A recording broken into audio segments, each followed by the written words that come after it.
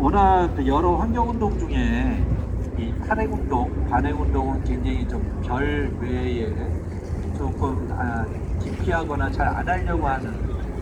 왜냐면 우리나라도 사실 안전한 것은 아닌데 굉장히 많은 생명의 위협까지 느낄 정도로 정말 그 연관된 산업계의 어떤 카르텔을 깨기가 쉽지 않아서 굉장히 많은 폭력에 노출이 되기도 하고요. 그리고 또 정치권의 검은 그런 부패한 이런 것과 연결돼 있어서 아주 견고한, 전 세계의 200개가 넘는 국가 중에 흑발전소를 운영하고 있는 국가는 31개국밖에 없습니다. 그리고 우리나라를 포함해서 캐나다까지 포함해가지고요, 6개의 나라가 90% 이상의 흑발전소를 갖고 있습니다. 실제로는 흑발전소가 나머지 30개국, 우리 한 25개국 정도는요, 뭐 많으면 2개, 뭐 3개, 어떤 데는 하나, 뭐 이렇게 좀 적게 갖고 있는. 그러니까 정부가 얘기하는 것처럼 마치 핵산업이 전 세계 에너지의 주류처럼 이야기를 하는데 굉장히 그 사실과 다른 내용들이고요.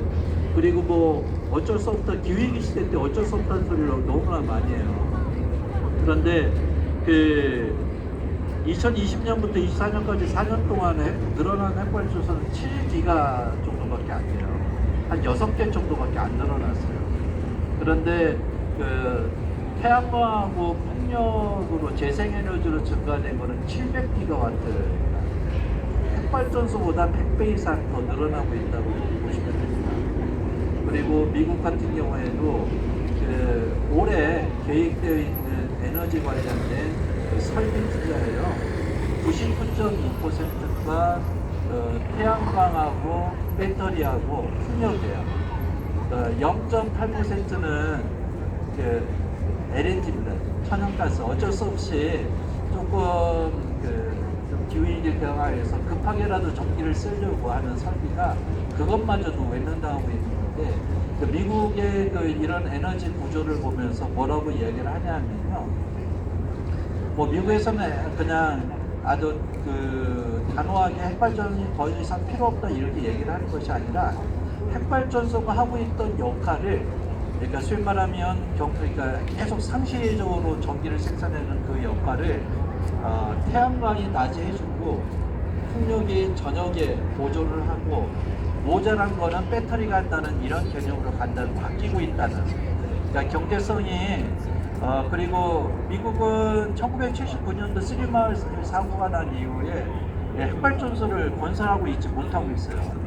허가를 안 내줘서가 아니라 정부는 계속 권장을 하는데 사업가들이 경제성이 없어서 못하고 있어요.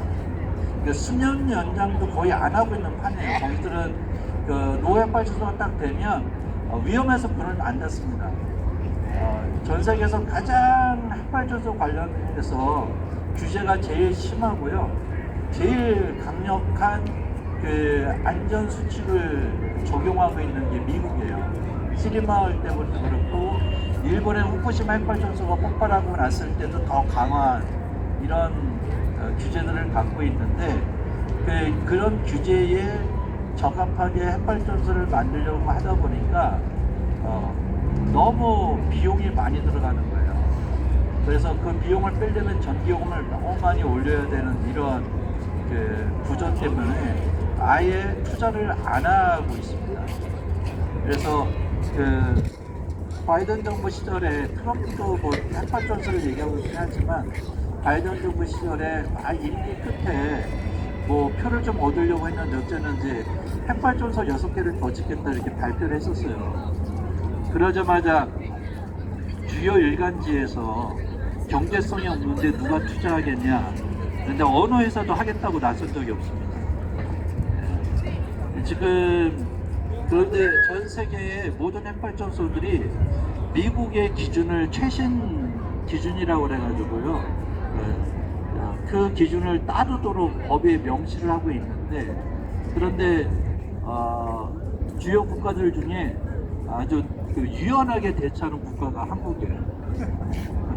그러니까 시민들한테 발표를 할 때는 최신 안전 기준에 맞춰서 지었다 그러고, 그런데 그 최신 안전 기준 중에 왜 이런 건 적용 안 했냐 그러면 꼭 우리가 미국을 따라야 될 법이 없으니까 안 했다, 이렇게 넘어가거든요.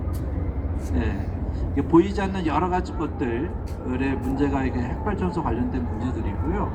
안전상의 문제도 있지만 전 세계적으로 많이 알려져 있는 내용 중에 하나가, 핵발전소를 짓게 되면 리베이트를 한 15%를 준다고 합니다. 그러니까 정치권에 그런 돈이 흘러 들어간대요. 그래서 선거 전에 핵발전소 관련된 계약들을 많이 맺는다고 합니다. 근데 보통 한 단지에 한 4-5개 정도 짓게 되면 우리 돈으로 20조 이상의 돈이 들어가는데, 그렇게 되면 엄청난 검은 자금이 생기게 되는 거죠. 체코도 마찬가지고, 지금 유럽에 있는 국가들이 핵발전소도 밀리겠다 하고는 대부분의 국가들은 바로 이런 구조 안에서 있어서, 독일의 한 정책, 독일의 에너지, 옛날에 원자력 에너지부 장관은 뭐라고 얘기했었냐면, 탈핵을 선언하면서 탈핵은 민주주의의 문제다 그러면서, 그 정부가 도패하지 않고 민주주의의 원리를 잘 지킨다는 걸 보여주는 게 탈핵의 정책이다라고 제가 포함됐었던 모임에다가 얘기했던 적이 있어요. 현지 가서 들었던 적이 있습니다. 그러면서 한국은 어떠냐 그래서 약간 속대편으로 쪽팔렸었습니다. 네. 하여간 굉장히 뭐 이런저런 얘기들을 많이 하고 있는데, 중요한 것들, 우리 현재와 미래와 관련된 국민들, 시민들의 삶과 직결된 이런 것들은 자꾸 쏙 빼는 경향성들이 있어요. 그래서 여러분들 이렇게 미사에도 함께 해주시고요. 그럼 기도하면서 이러한 탈핵을 위해서 기도하고 있는 사람들이 있다는 사실을 좀 보여주셨으면 좋을 것 같고요. 그리고 좀 이야기거리에 친구분들 많이 만나시잖아요. 성당에서도 많이 만나시는, 그럴 때마다 기후 얘기도 좀 해주시고, 석탄 화력 발전소 안 된다 얘기를 하시고요. 덧붙여서 야, 석탄 끄니까 핵발전소 필요하다 이런 얘기를 하는데 다 우리입니다. 네? 야, 우리도 태양광 해야 되겠다. 여기 수모님도 구리 햇빛 발전 협동조합 이사장인데, 저는 공동의 집 에너지 협동조합 이사장을 하고 있어요. 여기하고는 규모가 잽이 안 되는데, 야, 너무 오늘 비속을 당했어요, 제가. 그러니까 지역에서도 우리가 직접 맨날 정말 반대한다고 이런 것뿐만 아니라요, 우리 스스로 시민들이 선택할 수 있는 것들을 좀 선택할 수 있는 좀 능동적인 삶을 좀 사셨으면 좋겠다 싶어요. 이제 앞으로 좀 더 정부가 뭐 이러니 저러니 해도 기후 시대 때 재생에너지를 늘릴 수밖에 없기 때문에 국가 예산이 적어서 투자를 유치하는 측면에서 시민들의 어떤 협조를 요청하게 될 거예요.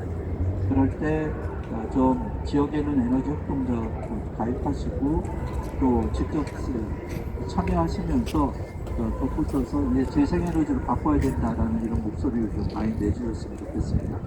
예, 멀리 필리핀에서 오신 분을 포함해서 모든 분들께 감사드립니다.